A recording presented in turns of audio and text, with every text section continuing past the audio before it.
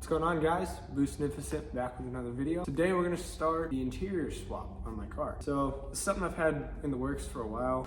Lucky enough to me, my beautiful, amazing girlfriend bought me pretty much everything I need to do my interior swap for Christmas. It's something I've been talking about for a really long time, ever since I bought my car. So my car came with titanium gray interior, not my favorite. I've always loved the black interior in the Foxbodies. To me, it just looks the best out of any color that they came in. This car here had red interior in it. Red wasn't my favorite either. I'll more than likely end up doing all the interior in that with the same system I'm going to use today. From what I've found, LMR makes the best interior paint system out of any interior paint system, even better than like SEM and all that. I'll show y'all the parts here in just a minute. I just kind of wanted to overview what we were going to do today. So let's go over some of the parts we got here. So these here are Corbeau seat tracks. A little hint as to what I've got coming. We'll talk about that here in just a few minutes. This is something that I have wanted for so long. Ever since I bought my car, I've wanted this, because Foxbodies did not come factory with cup holders, and any Fox owner that's watching this knows just how much of a pain this is, not having cup holders. So this is a part that's made by LMR. Replaces the ashtray, because who smokes in their car? It replaces the ashtrays. It's got the port for the powered mirrors, and then it's got a 12 volt and dual USB ports. So there's the dual USB. And there is the port for the 12 volt. This is the one that comes with the rubber for the emergency brake instead of the boot. I'd like to keep it kind of the factory look there. She ordered that in black. So my car does not have floor mats in it. She got me a nice set of just straight black floor mats and an entire paint system. So these are the sprayers.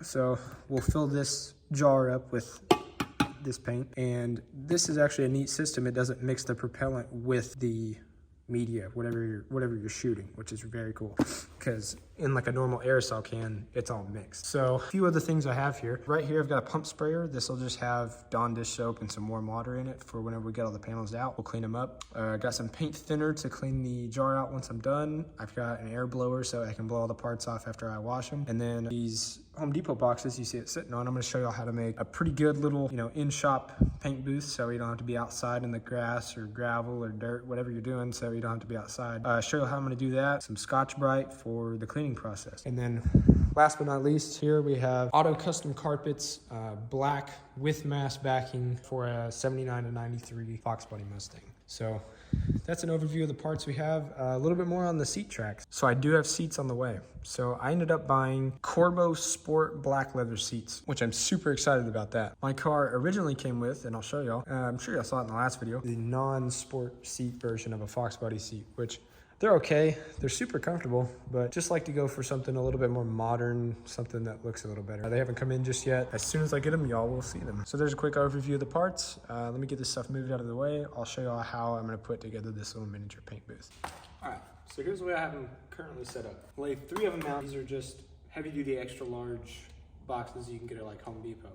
I picked up a roll of duct tape. This is very, very cheap, but very effective. So these will make up your 3 sides of your paint booth. So we'll move these over and we'll butt them up just like this. If you have a large box, like a very large box that could accommodate something like the interior panels that cover like the rear quarter does, I'd use that. My problem was that I didn't have a box big enough that I could fit the interior panels that would cover up quarter windows all in one box. I bought 5 of these. We're gonna make 3 sides, a top and a bottom, so you don't get your floor all covered in paint, but this is how I'm gonna do it. So you'll lay 3 of them out just like this, and you'll take a roll of duct tape, and we're just gonna tape these 3 together, and then whenever we stand it up, the 2 sides will fold in, and we'll put the top, and then we'll flip it over and put the bottom on. I'll show you how to do it.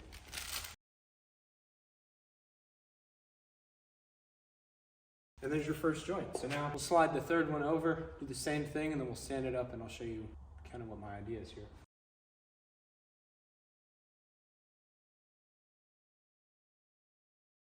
All right, so here we go. Now we got the 3 sides all taped up. We're gonna sand it up and make the 3 sides of our box with it.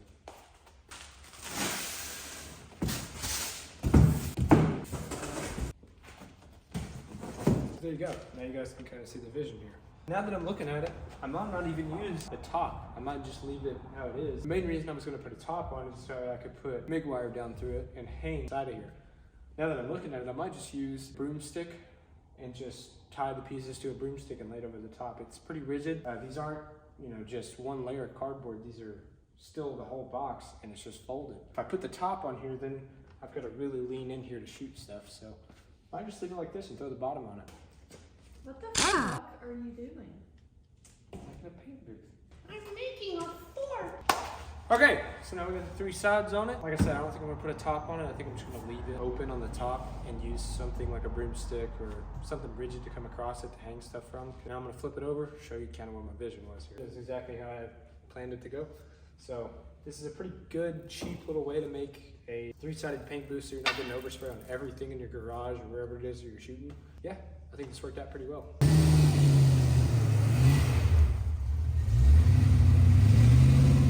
What the hell are you looking at? Alright, so here's the current state of the interior. Like I said, the car came with non-sport Foxbody seats. Here's the carpet.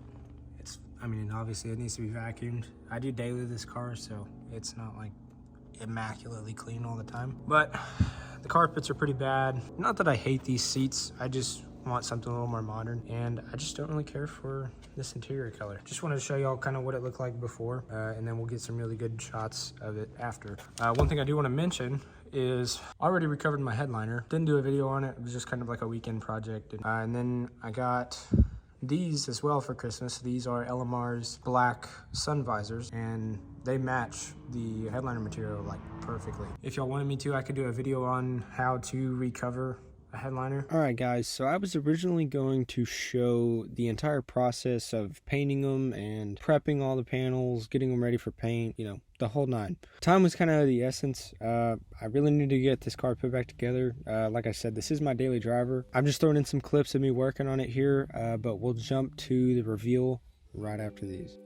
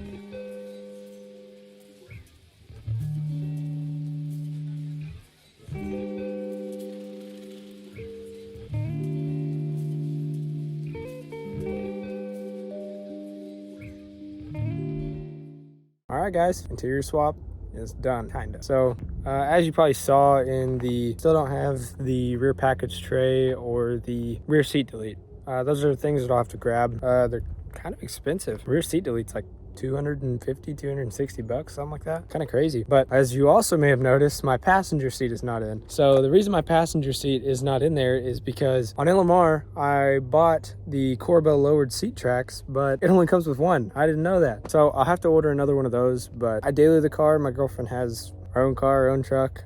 So not a huge deal. I just need to order in another seat track and install the other seat. But little side note about the lowered seat tracks, if you are gonna get them, they are not the easiest thing to install. It drops the seat